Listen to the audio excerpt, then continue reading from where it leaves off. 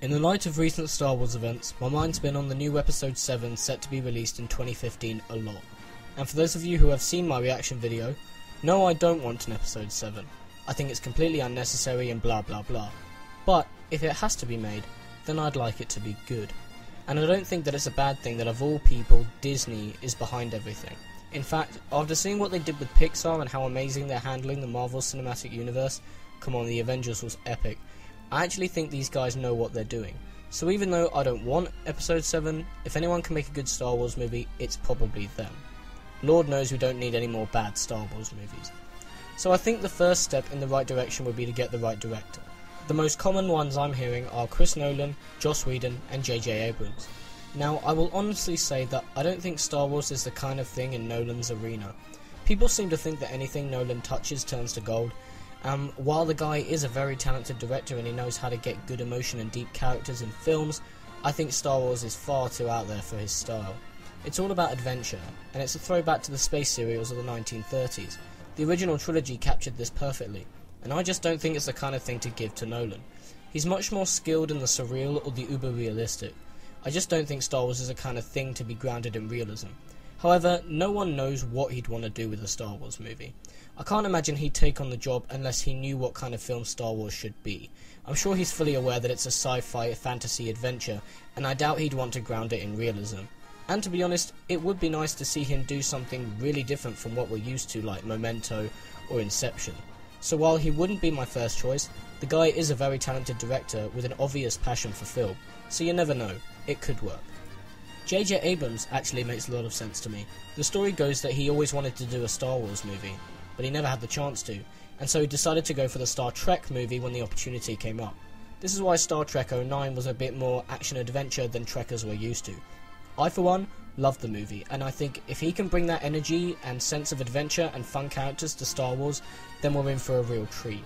Just a side note, however, please, God, don't bring in the writers from Lost and Prometheus. That's not the kind of writing that belongs in a Star Wars movie.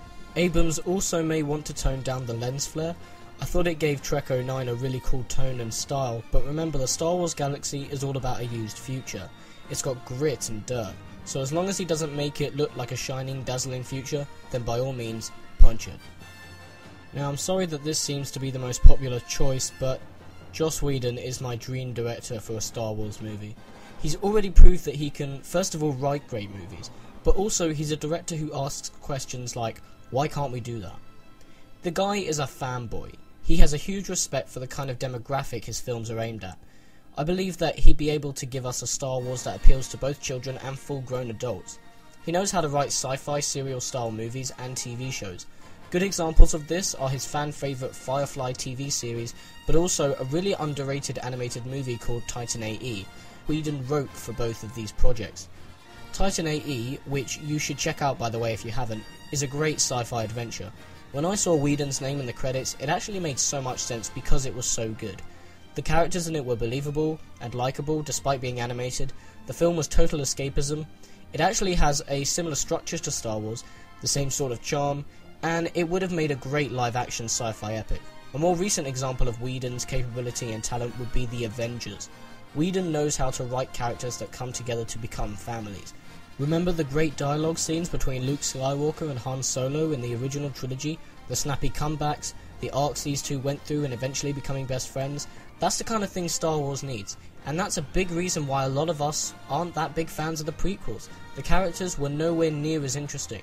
Star Wars needs to get this aspect back into its movies, and Whedon has more than enough skill to take on something like this. After all, he had the balls to take on the Avengers. That was a huge undertaking, but the guy pulled it off. Whedon is exactly the kind of director I would give a Star Wars movie to. Hell, he could even write Episode 7, and I'm not kidding. You'd think I'm a raging Whedon fanboy, but I'm not. I just know how talented this guy is. The only downside to this is that he will be directing and I think writing the Avengers 2, which is also out for 2015, so I can't see him having the time to work on a new Star Wars movie as well. Still, like I said, you never know what will happen. But man, Joss Whedon could be the new hope. Any other directors that I think could pull it off are James Cameron or Steven Spielberg. I'd like to add one final word on the writing. I've heard that Lucas will be sitting in the writing room with these writers. That's not a good sign for me. I don't think that Lucas should have any involvement with the writing. But a better sign is that this time there will be much more important people writing it than him, so they will hopefully have the balls to tell him if something doesn't work. With the prequels, the man was worshipped and followed blindly by everyone making them. No one questioned his decisions. He had complete control. No one should ever have complete control. Let it be a collaborative effort this time, like the originals were. And seriously, Episode 7, start fresh. New characters. It doesn't all have to be so tightly connected. Set it years after the original trilogy. And here's my reasons. I love the original cast with all my heart, but come on guys, no one wants to see Han Solo in his 70s, nor Luke or Leia. As Mark Hamill said, there was a beginning, middle, and an end. They all lived happily ever after. I couldn't agree more. Let the original trilogy die happy, and take the opportunity to start fresh with new characters that we can watch go on great adventures. I do believe that Star Wars Episode 7 has the potential to be good. We've just got to make the right decisions here. Do I want it? No. But if it is going to happen, don't make it another wasted opportunity. What do you guys think? Which directors do you want on Star Wars Episode 7? Do you think we should start afresh with new characters? Or should we stick with Han, Luke and Leia? Let me know. Cheers for watching, and as always, if you like this video, you can subscribe to my channel.